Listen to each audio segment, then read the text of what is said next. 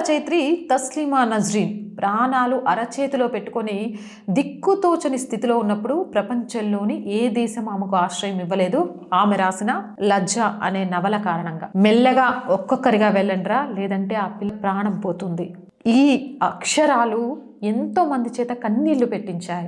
అసలు వాస్తవాలకు కళ్ళకు కట్టినట్టు చూపించాయి. అదే ఆవిడ చేసిన తప్పు అన్నట్టు. కనబడితే ఆమెను ఏ స్థితిలో ఏం చేసేవాళ్ళో తెలియదు. అరచేతులు పట్టుకొని దేశాన్ని విడిచి పారిపోవాలంటే ప్రపంచంలో చాలా ఇస్లాం దేశాలు ఉన్నాయి, చాలా గొప్ప దేశాలు ఉన్నాయి, కానీ ఒక్కటంటే ఒక్కటి కూడా ఆమెకు ఆశ్రమేయలేదు. ఇక ఇస్లాం దేశాల సంగతి సరే, మానవ హక్కుల గురించి మాట్లాడే యూరప్ దేశాలు కూడా తస్లీమాకు ముఖం చాటేయడమే చాలా విచారకరం. కాలచక్రం గిరుడ తిరిగింది. ఆనాడు తస్లీమా అయినా, ఈనాడు షేక్ హసీనా అయినా సేమ్ రిపీటెడ్.